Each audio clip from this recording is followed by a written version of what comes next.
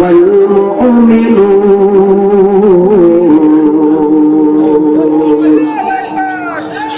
ওই বান্দারি বান্দার শুনো শুনো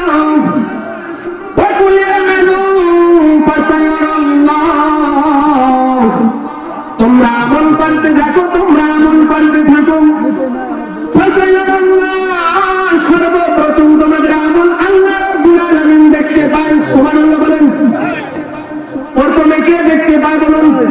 সবাই বলতে হবে কে দেখে আল্লাহ তারপর রাসূলুহু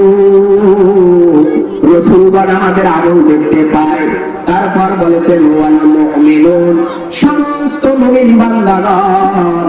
নেককার সালিহিন বান্দাগণ আমাদের প্রত্যেকের আমলগুলো পেশ করা হয়